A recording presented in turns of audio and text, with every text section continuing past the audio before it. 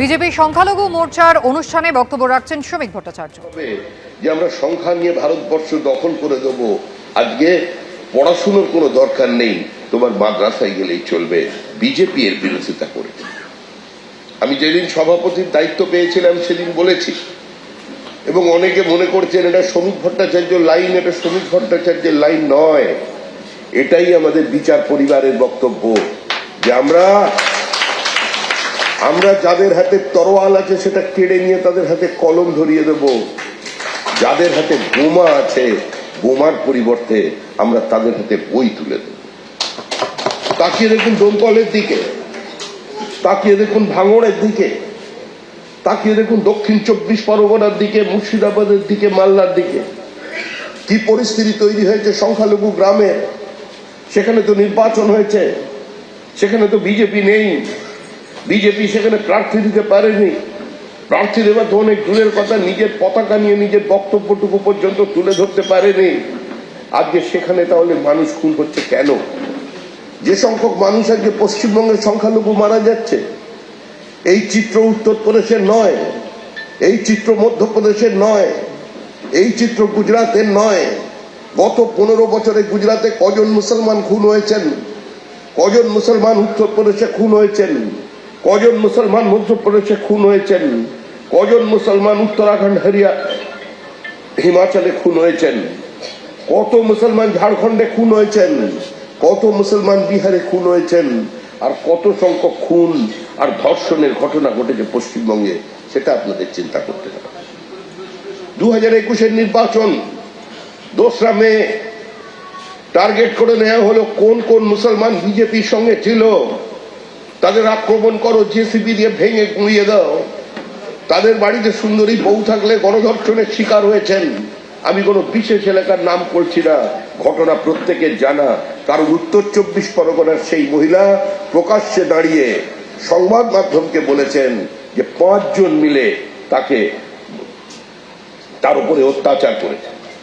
এই পরিস্থিতি এখানকার মানুষ স্বীকার করেছে। তাই ধর্মের নামে সমাজকে যারা ভেঙে টুকরো করতে চেয়েছে, কখনো আদিবাসী বনবাসীর নামে, কখনো হরিজন গিরিজনের নামে, কখনো ব্রাহ্মণ ক্ষত্রিয়ের নামে, এই বিভাজনের আমরা বিরোধী, নীতিগতভাবে বিরোধী।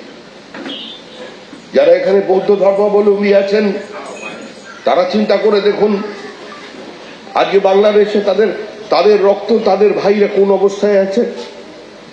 যারা খ্রিস্টান মিশনারিজ আছেন, মাইনরিটি এখানে, তারা চিন্তা করুন কি ঘটনা ঘটেছিল নদিয়াতে। একজন 65 বছরের একজন সিস্টারকে আগে গণধর্ষণের শিকার হতে হলো। যারা এর সঙ্গে লিপ্ত ছিল তারা বাংলাদেশি মুসলমান। আমি একটি বিশেষ ঘটনার কথা আপনাদের স্মরণ করিয়ে দেবার কথা বলছিলাম। কোভিড কাল, একটি ছেলে আমায় ফোন করলো, এখন আর নাম বলতে কোনো আপত্তি নেই কারণ সর্বজনবিদিত। তার নাম হচ্ছে বাকিবুল্লাহ।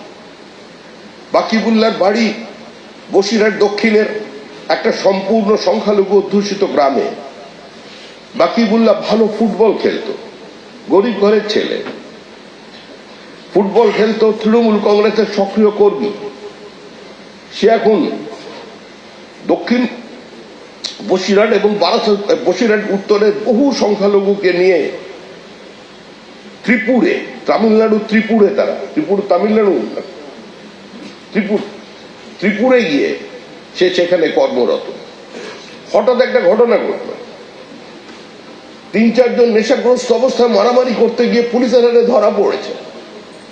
ধরা পড়ার পরে যখন পুলিশ তাদের আইডেন্টিটি কার্ড চেয়েছে, দেখা গেল তারা ভারতবর্ষের নাগরিক নয়। যে কার্ডগুলো তারা দেখাচ্ছে এগুলো সমস্ত ফেক কার্ড, যা বারাসাত থেকে সংগ্রহ করে। এবার ওখানকার ম্যানেজার, যে বাংলাও বোঝে না, যে হিন্দিও বোঝে না, সে ঘোষণা করে দিল কোনো বাঙালিকে আমরা কাজে রাখতে পারবো না, কারণ কি করে বুঝবো কে বাংলাদেশি আর কে এখানকার। বাকিবুল্লাহ এদিক ওদিক চেষ্টা করে ফোন করলে আমাকে, যে দাদা আপনি তো আমাকে চেনেন, আপনাকে হয়তো আমি ভোট দিইনি, কিন্তু আমার এই পরিস্থিতি, আমি বারবার আমার নেতাদের ফোন করেছি, কেউ ফোন ধরেনি, বলেছে তারা চেষ্টা করেছে কিছু করতে পারেনি, একটু কথা বলুন। ফোন করলাম ম্যানেজারকে, তিনি ইংরেজিও বোঝেন না, হিন্দিও বোঝেন না। তিনি দক্ষিণী ভাষায় স্মার্টলি আমার সঙ্গে কথা বলে যাচ্ছেন, আমি বর্ণ মানে তার বিন্দু বিসর্গও আমি বুঝতে পারলাম না। অনেক চেষ্টা করে আমাদের একজন পরিবারের মানুষ আছেন প্রদীপ যোশী, তাকে বললাম যে শুনেছি ওর পাশে নাকি বিরাট সংগঠন আছে, আমাদের অনেক শাখা আছে, তো একটু যদি আপনি চেষ্টা করেন। উনি উদ্যোগী হয়ে একজনকে ফোন করলেন, তার প্রচেষ্টায় এক ভদ্রলোক ওখানে পৌঁছলেন আরএসএস এর তরফ থেকে, গিয়ে তিনি মালিকের সঙ্গে কথা বলে বললেন এরা সবাই বাংলাদেশি নয়, এরা সব পশ্চিমবঙ্গের বাসিন্দা, আপনারা দয়া করে এই কাজ করবেন না, এতগুলো মানুষকে অনাহারের মুখে ঠেলে দেবেন না। আজকে রক্ষা পেয়েছিল সেদিন বাকি বললাম। ঠিক তার পরের ঘটনা, আবার বাকি বললেন টেলিফোন যে দাদা চরম বিপদ, 3 দিন ধরে কিছু খাইনি আমরা, প্রায় 1800-র বেশি ছেলে মেয়ে যারা এখানে পরিযায়ী শ্রমিকের আমরা কাজ করতে এসেছিলাম, আমাদের পাশে দাঁড়াচ্ছে না সরকার, বাড়ি ফেরার কোনো ব্যবস্থা নেই, রাজ্য সরকারের কাছে আবেদন করেছি, কেউ কর্ণপাত করেনি।